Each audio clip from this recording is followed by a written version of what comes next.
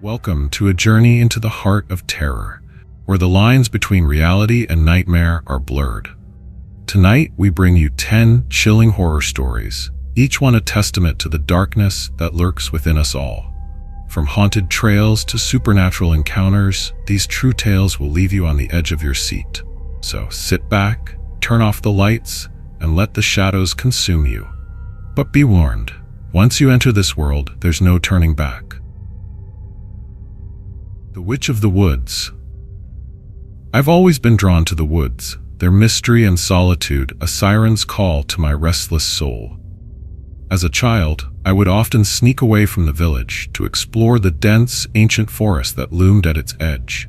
My parents warned me of the dangers that lurked within, wild beasts and treacherous paths, but I was not one to heed warnings. It was in those woods that I first heard the whispers of the witch. The villagers spoke of her in hushed tones, a figure shrouded in myth and terror. They called her the Witch of the Woods, a sorceress who brewed potions in a bubbling cauldron deep within the forest. Some said she was a healer, while others claimed she was a malevolent spirit, weaving curses that could destroy a man's soul. I never believed the stories, chalking them up to village superstition. Years passed and I grew into a young man, but my fascination with the woods never wavered. I began to venture deeper, seeking adventure and solitude. It was on one of these excursions that I stumbled upon a clearing, and in its center, a cauldron bubbled and steamed. The air was thick with an otherworldly scent, like nothing I had ever smelled before. I approached cautiously, my heart pounding in my chest. Suddenly, a figure emerged from the shadows. She was old, her face twisted with age and malice. Her eyes gleamed with an unnatural light, and I felt a chill run down my spine. She beckoned me closer, her bony finger extended. I tried to step back, but my feet seemed rooted to the spot. "Welcome, young one," she croaked, her voice like the rustling of dry leaves. "I have been waiting for you." I tried to speak, but my voice caught in my throat. She began to stir the cauldron, its contents bubbling furiously. The air grew colder, and I could see my breath misting in front of me. "This is a potion of truth," she said, her eyes glinting with malevolence. "Drink it, and you will see the world as it truly is." Despite my fear, curiosity got the better of me. I reached out, and she handed me a small vial filled with the bubbling liquid. I hesitated for a moment, then downed it in one swift motion. At first, nothing seemed to happen. Then, the world around me began to distort. The trees twisted and writhed, their branches like snakes slithering through the air. The witch's face elongated, her eyes burning with an intense, otherworldly light. I stumbled backward, horror gripping my heart. The witch cackled, a sound that sent shivers down my spine. I turned to run, but my feet felt heavy, as if rooted to the earth. Suddenly, the forest was silent. The witch's laughter ceased, and the trees stopped their twisted dance. I was alone, surrounded by an oppressive stillness. I managed to break free from my trance-like state and sprinted through the forest, desperate to escape the witch's clutches. But as I ran, the trees seemed to close in around me, their branches tangling together to form a barrier. I was trapped. Panic set in, and I thrashed about, trying to find a way out. That's when I heard it, a low, menacing growl. It was coming from all around me, echoing off the trees. I spun around, but there was nothing in sight. The growling grew louder, and I felt the ground tremble beneath my feet. Suddenly, a figure burst from the underbrush, a massive, snarling beast with eyes that glowed like embers. I froze, paralyzed with fear. The beast charged, its jaws open wide. I closed my eyes, waiting for the inevitable. But just as it was about to strike, everything went black. When I came to, I was lying on the forest floor, my head throbbing with pain. The beast was nowhere to be seen, but the witch stood over me, her eyes gleaming with satisfaction. "You have seen the truth," she said, her voice dripping with malice. "Now you will never leave these woods." I scrambled to my feet, determined to escape. But as I turned to run, I caught a glimpse of myself in a nearby puddle. My reflection was distorted, my eyes glowing with the same otherworldly light as the witch's. A chill ran down my spine. I was no longer human. The potion had changed me, turning me into one of the very creatures I had feared. I stumbled through the forest, my mind reeling with horror. The trees seemed to whisper my name, their branches reaching out like skeletal fingers. I was trapped in a living nightmare, forever bound to the witch's curse. As the sun began to set, casting the forest in a dark, eerie light, I realized the horrifying truth. I was not just a victim of the witch's curse. I was her creation, a monster born from her twisted magic. And in that moment, I understood that I would never escape the woods. I was the witch of the woods now, doomed to roam these haunted forests for eternity, a creature of darkness and terror. The last thing I remembered was the witch's cackling laughter, echoing through the trees as I disappeared into the shadows, forever lost in the horror of my own making. The abandoned mine. I've always been drawn to the unknown, which is why I decided to explore an old, abandoned coal mine in Kentucky. The mine had been closed for decades and the locals avoided it, whispering tales of accidents and unexplained occurrences. But I was intrigued, and I couldn't resist the allure of the dark, mysterious tunnels. As I approached the mine, I felt a shiver run down my spine. The entrance was a large, ominous opening in the side of a hill, with old wooden beams and rusted machinery scattered around it. I hesitated for a moment, wondering if I should turn back, but my curiosity got the better of me. I grabbed my flashlight and stepped into the darkness. The air inside the mine was stale and musty, filled with the scent of decay and rot. I coughed, covering my mouth with my shirt, and began to make my way deeper into the tunnels. The walls were rough and rocky, with old coal carts and tracks scattered along the floor. I walked for what felt like hours, my footsteps echoing off the walls. As I explored the mine, I started to notice something strange. There were signs of recent habitation, footprints in the dust, discarded trash, and even what looked like a makeshift campsite. I felt a surge of excitement mixed with fear. Who could be living in this abandoned mine? And why?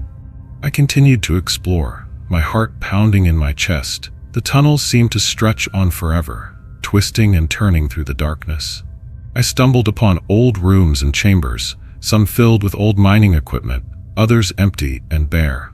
But everywhere I looked, I saw signs of recent occupation. It wasn't until I stumbled upon a small, hidden room that I realized the true horror of my situation. Inside, I found a collection of strange artifacts, old photographs, broken toys, and what looked like a journal. As I flipped through the pages, I saw that it was filled with cryptic messages and drawings. But one entry caught my eye. "They're coming for you." I felt a chill run down my spine. Who was writing this? And who were they talking about? I knew then that I had to get out of the mine as fast as I could. But as I turned to leave, I heard a noise behind me. It was a faint rustling, like someone was moving through the tunnels. I spun around, shining my flashlight down the corridor, but there was no one there. The rustling grew louder and I knew I had to move. I started to run, my footsteps echoing off the walls as I sprinted through the tunnels. As I ran, the rustling grew closer. I could hear footsteps behind me, heavy and deliberate. I knew then that I was being hunted, trapped in this labyrinthine mine with no way out. The fear was overwhelming, a cold, creeping dread that seemed to seep into my bones. I stumbled upon a side tunnel and darted into it, hoping to lose my pursuer. But as I ran, the tunnel seemed to narrow and twist, leading me deeper into the mine. I was disoriented, lost in the darkness. And then, suddenly, I heard a voice. It was low and menacing, echoing off the walls. "You shouldn't have come here," it said. I froze, my heart pounding in my chest. The voice seemed to be all around me, coming from everywhere and nowhere at the same time. I knew then that I was trapped, caught in a nightmare from which I might never awaken. As I stood there, frozen in terror, I heard the sound of footsteps closing in.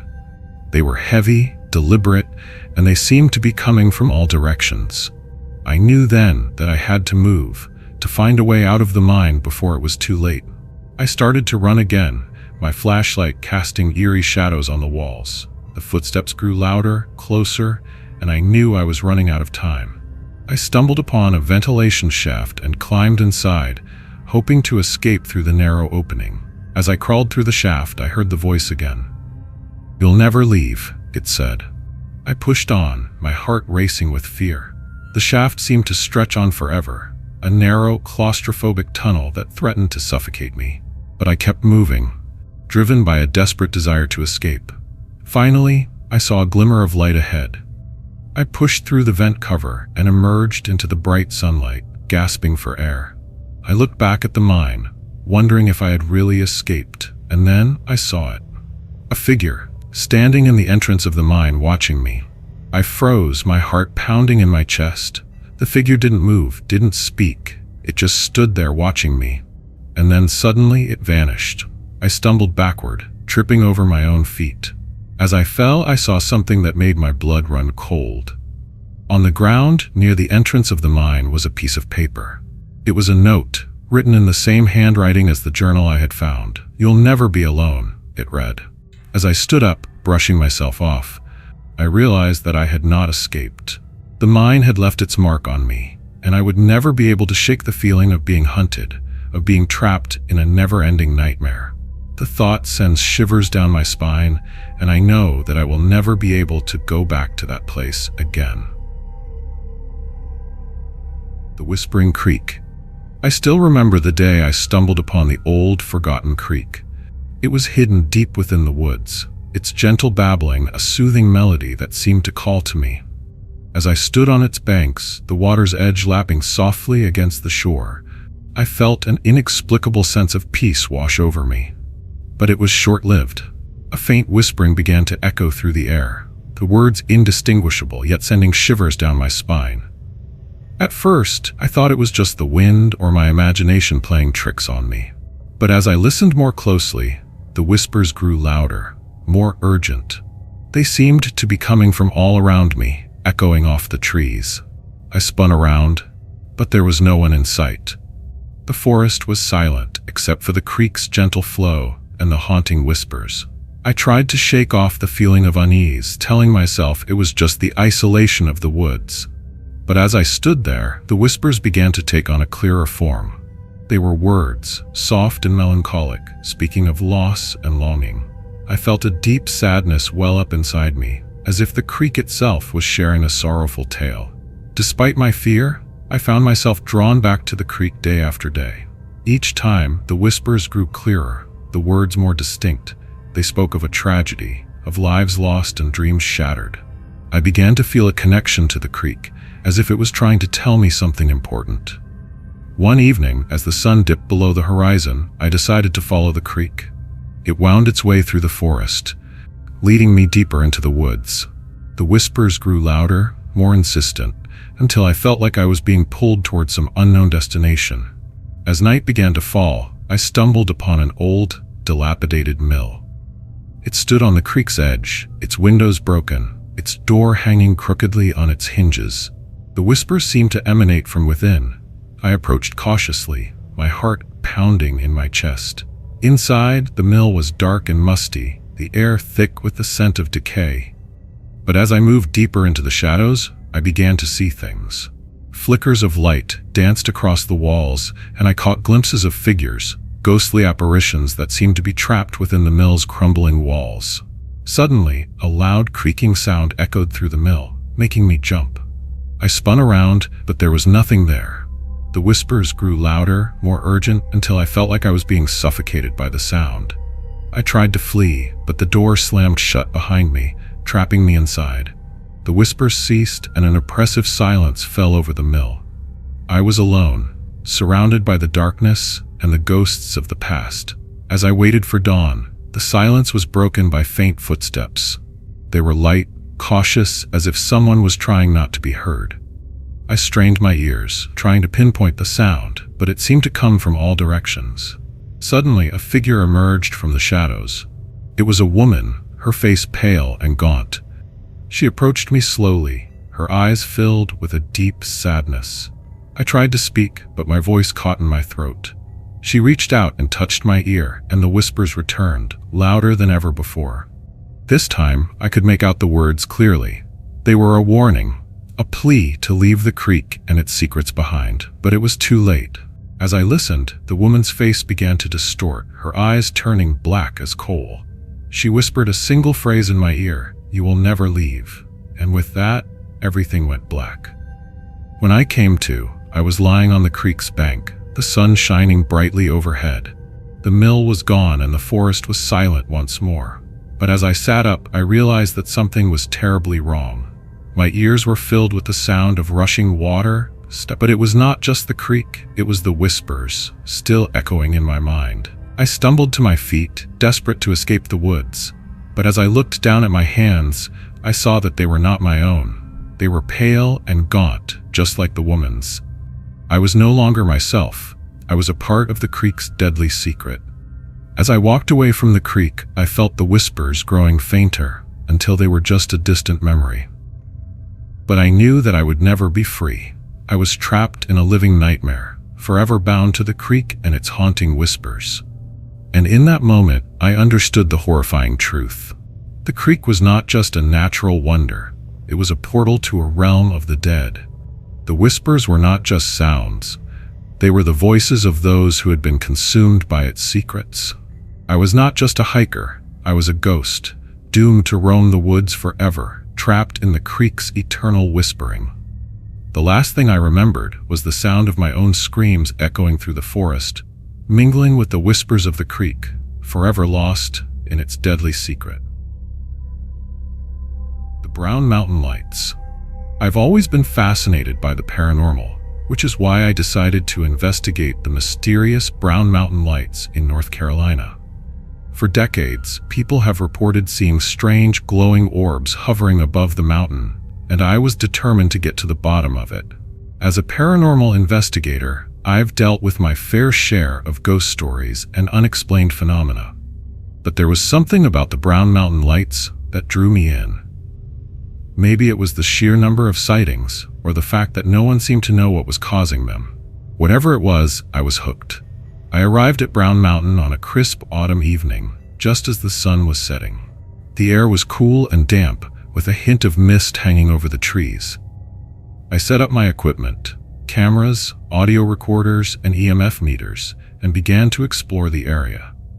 At first, everything seemed normal. The forest was quiet, with only the occasional hooting of an owl or chirping of crickets breaking the silence.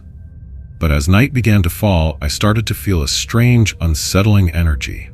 It was as if the mountain itself was watching me, waiting for me to uncover its secrets. As I walked through the forest, I began to notice something strange. The trees seemed to be shifting, not moving exactly, but somehow changing position. It was a subtle effect, but it made me feel disoriented and uneasy. And then I saw them. The lights. They were faint at first, just a few glowing orbs hovering above the trees. But as I watched, they grew brighter, more intense. It was as if they were trying to communicate with me, to convey some kind of message. I was entranced, my eyes fixed on the lights as they danced and swirled above me. But as I watched, I started to feel a creeping sense of fear. What were these lights, and what did they want from me? As the night wore on, I began to uncover some disturbing facts about the mountain. Locals had reported strange occurrences, ghostly apparitions, unexplained noises, and even mysterious disappearances. It seemed that the Brown Mountain Lights were not just a natural phenomenon, but a warning from spirits who were trying to communicate with the living. I tried to shake off the feeling of unease, telling myself it was just superstition.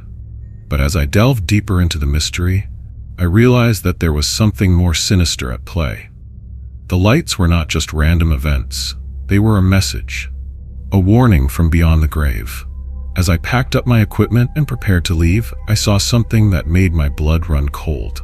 A figure standing just beyond the edge of the forest.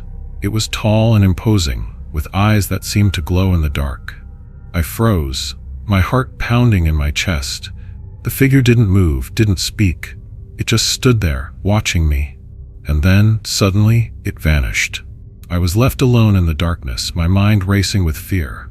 What had I just seen? And what did it want from me? I knew then that I had to get out of there, to leave the mountain and its secrets behind. But as I turned to leave, I heard a voice behind me. It was low and menacing, and it seemed to come from all around me. "You shouldn't have come here," it said. I spun around, but there was no one there. The voice seemed to be coming from the lights themselves, echoing off the trees. I knew then that I was trapped, caught in a world of supernatural terror. As I stumbled through the darkness, desperate to find a way out, I realized that the brown mountain lights were not just a mystery, they were a warning. A warning from spirits who were trying to protect us from something far more sinister. And then I saw it. A figure standing in front of me. It was the same figure I had seen earlier, but this time it was closer, more menacing. I tried to run, but my feet were rooted to the spot. The figure reached out and touched my face, and everything went black. When I came to, I was back in my car, parked at the base of the mountain. The lights were still visible in the distance, but they seemed different now. More intense, more urgent. I knew then that I had been given a message, a warning from beyond the grave.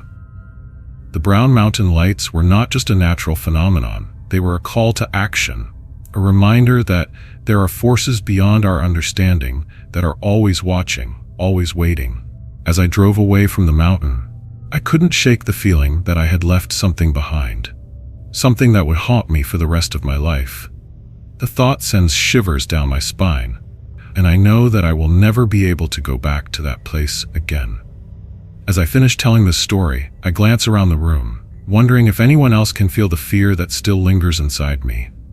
The silence is oppressive, heavy with the weight of unspoken terrors. And then, suddenly, a cold breeze sweeps through the room, making us all jump. It's just the air conditioning, I tell myself. But deep down, I know it's something more, something that's been waiting for me all along. The memory of that night still haunts me, a chilling reminder of the supernatural forces that lurk in the shadows. And as I look around the room, I wonder if anyone else has ever encountered something similar. The fear of the unknown is a powerful thing, and it's a fear that I will carry with me for the rest of my life. The Vanishing Hiker. I still remember the day I stumbled upon the old weathered map. It was buried deep within my grandfather's attic, yellowed with age and worn at the edges. The map depicted a trail through the woods, leading to a place marked only as Eclipse Peak. My grandfather had always spoken of this peak in hushed tones, as if it held secrets he dared not share. His stories sparked a curiosity within me, and I became determined to uncover the truth about Eclipse Peak. I packed my backpack, filled with supplies and a sense of adventure, and set off early in the morning. The forest was alive with the sounds of birds chirping and leaves rustling in the gentle breeze. As I walked, the trees grew taller, casting long, ominous shadows on the ground.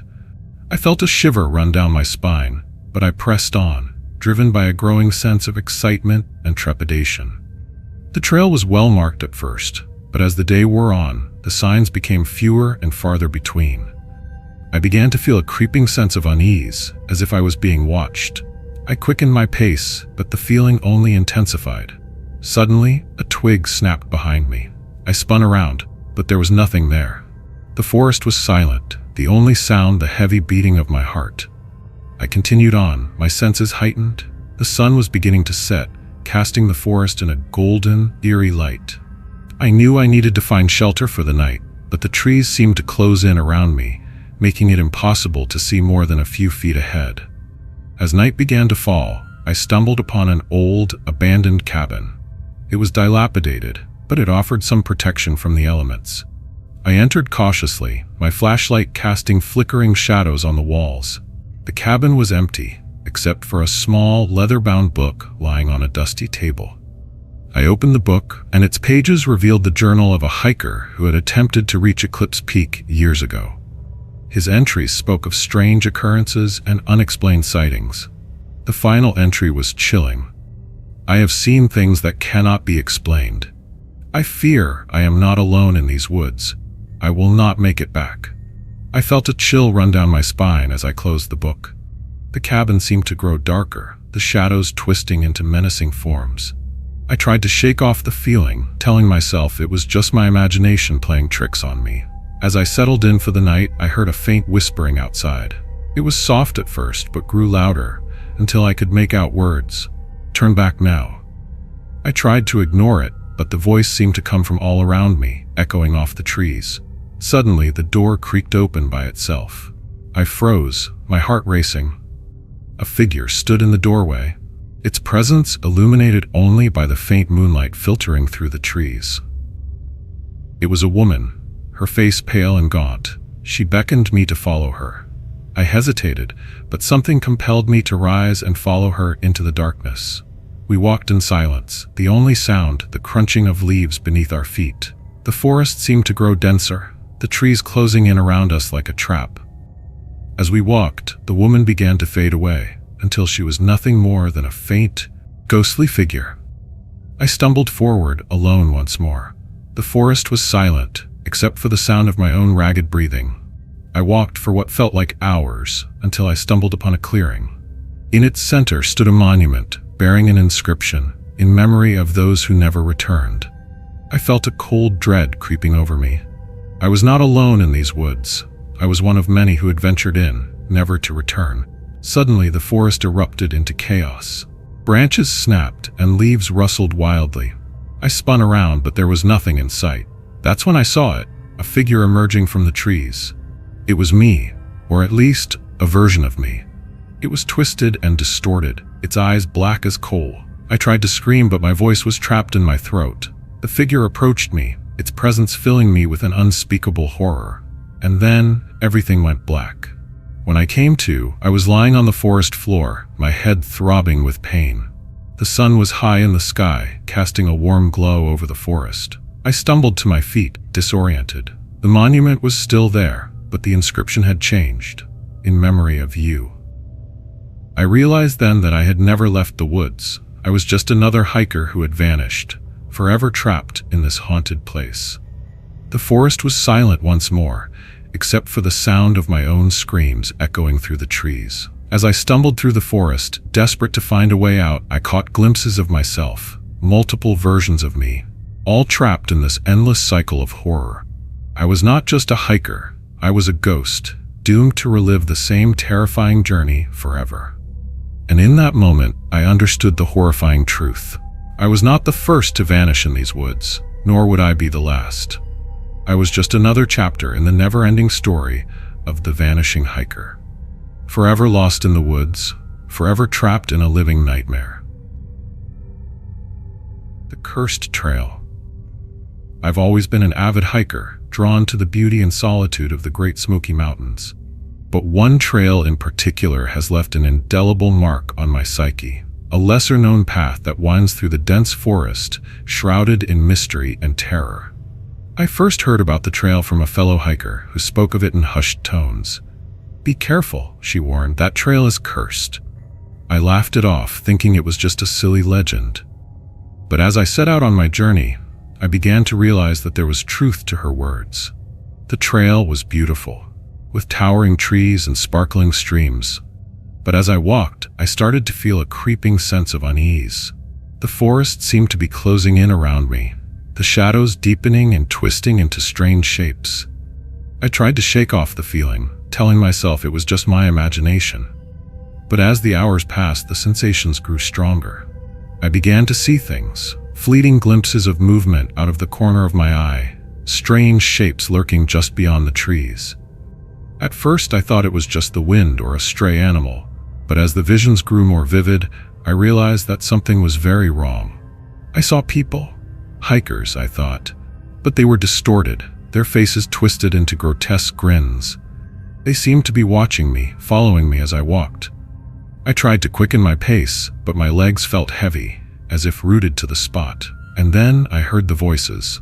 Whispers at first, but growing louder, more insistent. They were calling my name, urging me to turn back. But I was determined to reach the end of the trail, to prove to myself that I wasn't afraid. As the sun began to set, casting long shadows across the forest floor, I stumbled upon a clearing. In the center of the clearing stood an ancient tree, its branches twisted and gnarled. And beneath the tree, I saw a figure. A hiker, I thought, but as I approached, I realized it was something far more sinister. The figure was distorted, its body elongated and twisted. It seemed to be watching me, its eyes fixed on me with an unspeakable hunger. I tried to scream, but my voice was frozen in my throat. Suddenly, the figure vanished, leaving me alone in the clearing. I was shaken, my heart racing with fear. But as I turned to leave, I saw something that made my blood run cold. A sign, nailed to the trunk of the tree. "Turn back now," it read. I knew then that I had to get out of there, to leave the cursed trail behind. But as I turned to run, I felt a strange sensation, as if I was being pulled back, drawn deeper into the forest. I stumbled through the trees, my mind reeling with fear. The visions grew stronger, more vivid, until I was lost in a world of hallucinations. I saw myself walking through the forest, but I was not alone. There were others with me, hikers, I thought, but they were twisted, distorted. And then I realized the horrifying truth. The trail was not just cursed, it was a portal to a world beyond our own. A world where reality was twisted and distorted, where the laws of nature no longer applied. I was trapped in this world, lost in a labyrinth of hallucinations and terror. And as I stumbled through the forest, desperate to find a way out, I realized that I might never escape. When I finally emerged from the forest, I was changed. My mind was reeling with the memories of what I had seen, and I knew that I would never be the same again. The fear of losing one's grip on reality is a powerful thing, and it's a fear that I will carry with me for the rest of my life. As I finish telling this story, I glance around the room, wondering if anyone else can feel the fear that still lingers inside me. The silence is oppressive, heavy with the weight of unspoken terrors. And then, suddenly, a cold breeze sweeps through the room, making us all jump. It's just the air conditioning, I tell myself. But deep down, I know it's something more. Something that's been waiting for me all along.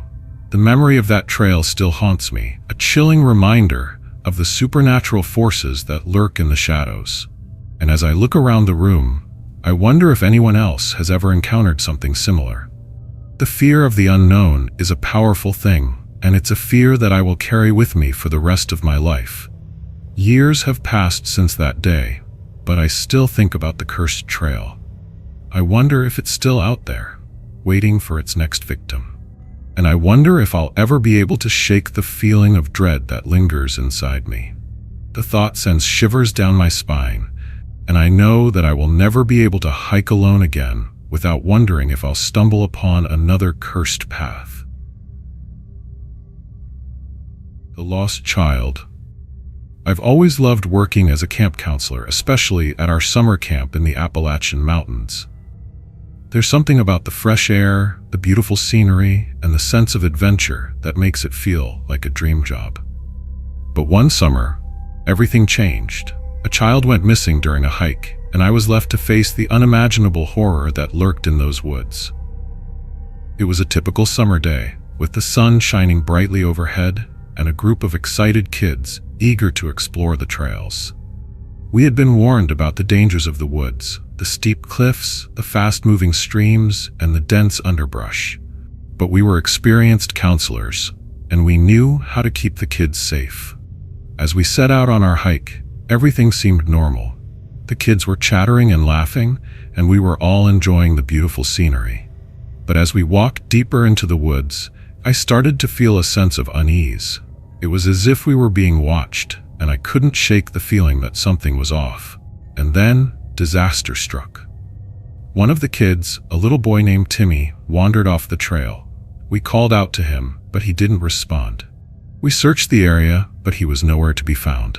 Panic set in as we realized that Timmy was truly missing. We split up to search for him, scouring the woods and calling out his name.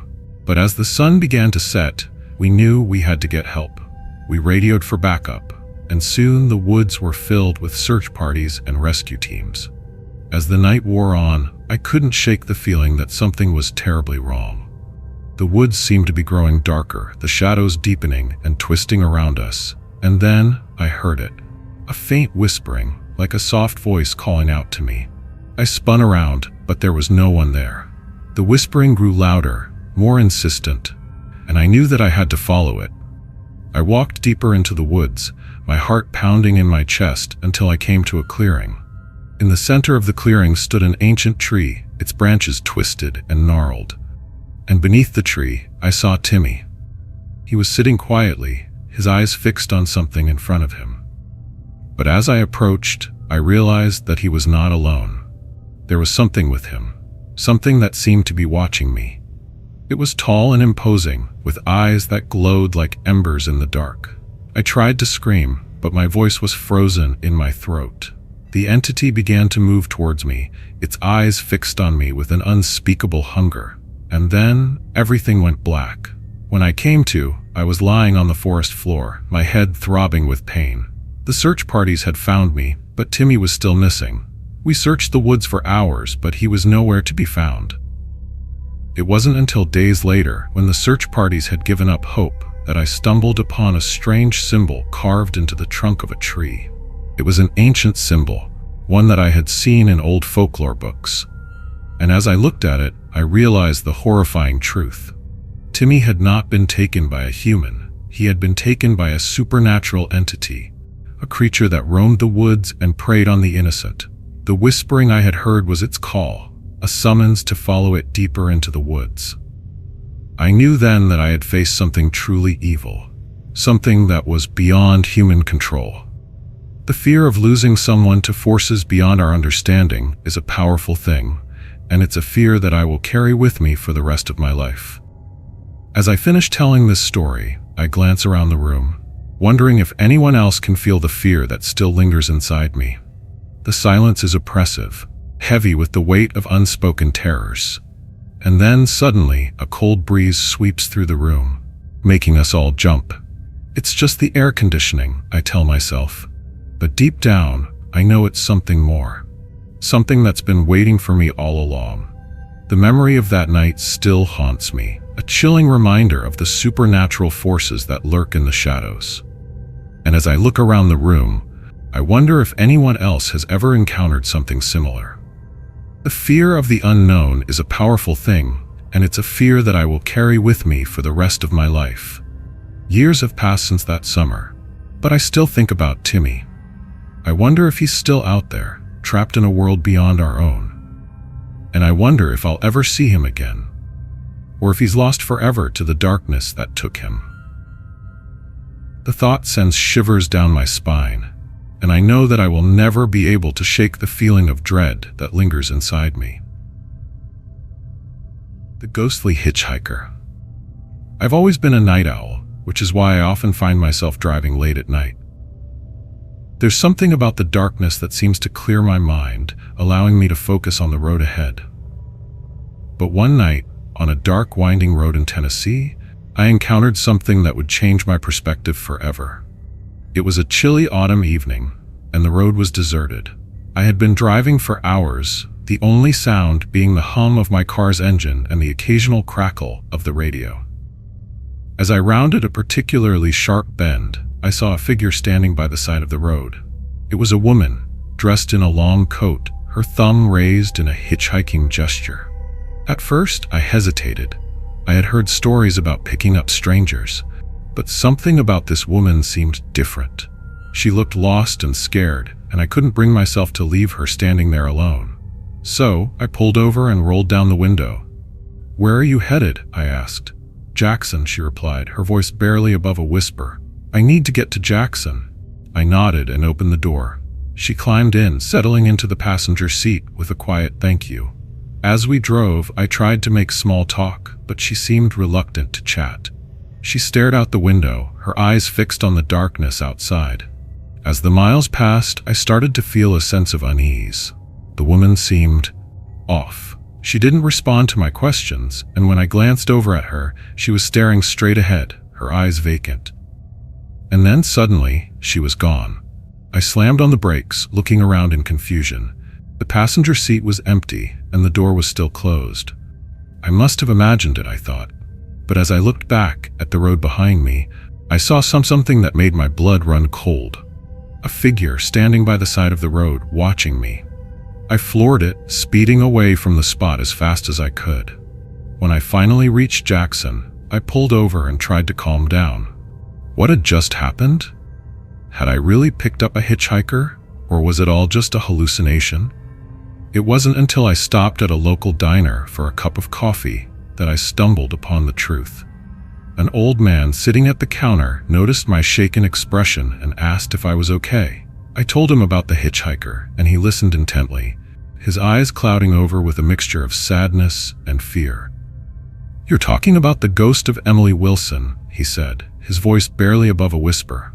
"She died on that road back in the 70s. Her car crashed and she was killed instantly, but people say she still haunts that stretch of highway, trying to get to Jackson." I felt a chill run down my spine. Was it possible that I had really picked up a ghost?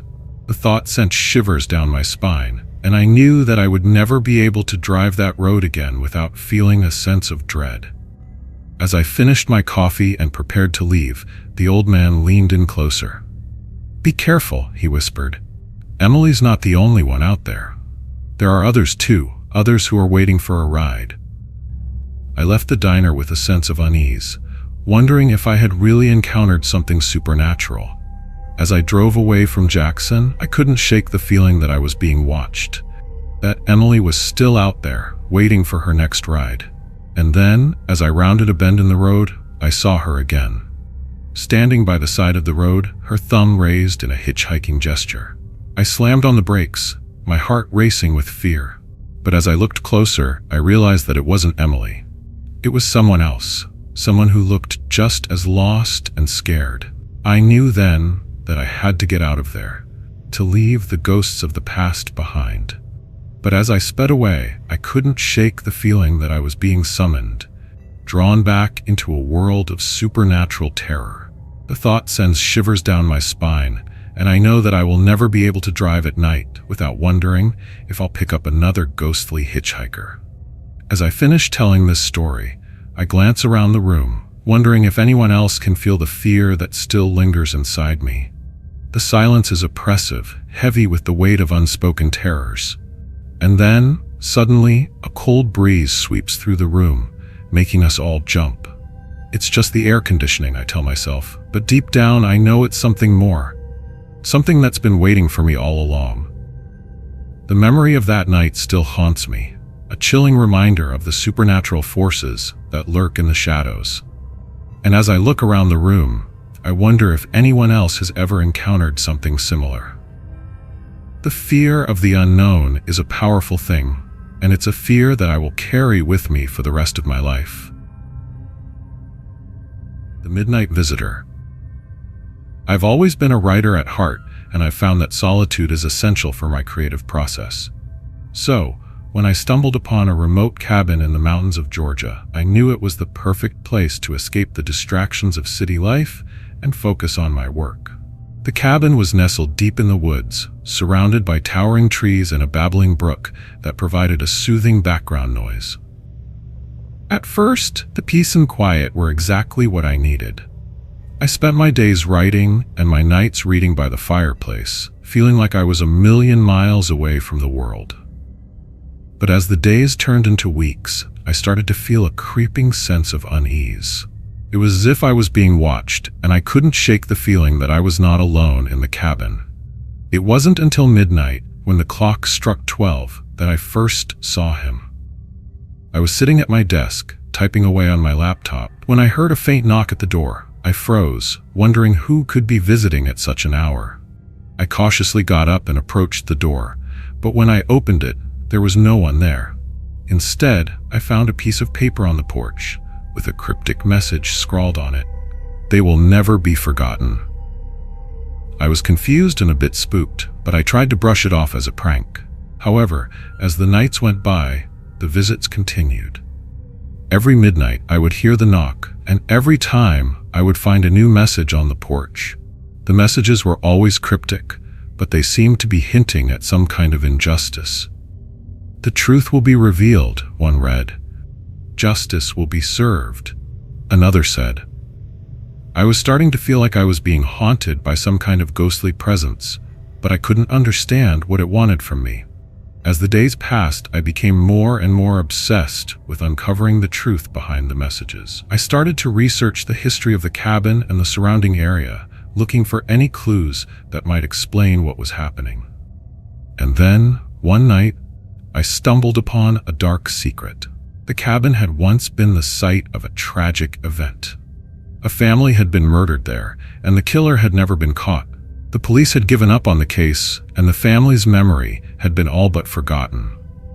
But it seemed that their spirits had not rested. As I delved deeper into the mystery, I realized that the midnight visitor was not just a prankster. It was the ghost of one of the victims, seeking justice for the crime that had been committed. The messages were not just random words. They were a call to action, a plea for me to uncover the truth and bring closure to the family. I was both terrified and fascinated by this revelation. I knew that I had to help the ghost, to uncover the truth, and bring justice to those who had been wronged. But as I dug deeper, I realized that the truth was far more sinister than I had ever imagined. The killer was still out there, living a life of freedom and impunity. And as I got closer to the truth, I started to feel like I was being watched not just by the ghost, but by the killer as well. The fear of being haunted by unresolved crimes is a powerful thing, and it's a fear that I will carry with me for the rest of my life. The memory of that cabin still haunts me, a chilling reminder of the supernatural forces that lurk in the shadows. And as I look around the room, I wonder if anyone else has ever encountered something similar. The fear of the unknown is a powerful thing, and it's a fear that I will carry with me for the rest of my life. Years have passed since that night, but I still think about the midnight visitor. I wonder if the ghost ever found peace, or if it's still out there seeking justice for the crimes of the past. And I wonder if I'll ever be able to shake the feeling of dread that lingers inside me. The thought sends shivers down my spine, and I know that I will never be able to forget the terror of being haunted by unresolved crimes. The haunted homestead. I've always been fascinated by history, which is why I decided to visit an old, isolated homestead in Virginia. The homestead had been abandoned for decades, and the locals whispered tales of strange occurrences and unexplained events. But I was intrigued, and I couldn't resist the opportunity to explore a piece of the past. As I approached the homestead, I felt a shiver run down my spine. The house was old and weathered, with broken windows and a creaking door that seemed to hang precariously from its hinges. I pushed it open and stepped inside, my footsteps echoing off the walls. The interior was musty and decaying, with old furniture scattered about and cobwebs hanging from the ceiling. But despite the neglect, I could sense a deep history here, a feeling that this place had once been a thriving home. I wandered from room to room, taking in the details. The old fireplace, the creaking floorboards, the faded photographs on the walls. As I explored, I began to notice something strange. There were signs of recent habitation, a cup of coffee on the table, a book lying open on a chair. It was as if someone had just stepped out for a moment, leaving their belongings behind. But I knew that was impossible. The homestead had been abandoned for years. I continued to explore, my curiosity piqued. And then I stumbled upon a room that seemed frozen in time. It was a study, filled with old books and papers, and a large desk in the center of the room. On the desk, there was a single piece of paper, with a note scrawled in hasty handwriting. "I'm still here," it read. I felt a chill run down my spine. Who had written this, and why? I looked around the room, but there was no one there. The silence was oppressive, heavy with the weight of unspoken secrets. As I delved deeper into the homestead, I began to uncover its dark history. The former owner, a man named Malcolm, had died under mysterious circumstances. Some said he was murdered, while others claimed he had taken his own life. But one thing was certain: his spirit was said to haunt the homestead, trapped between worlds. I tried to shake off the feeling of unease, telling myself it was just old wives' tales. But as I continued to explore, I started to feel like I was being watched. I would catch glimpses of movement out of the corner of my eye, only to turn and find nothing there.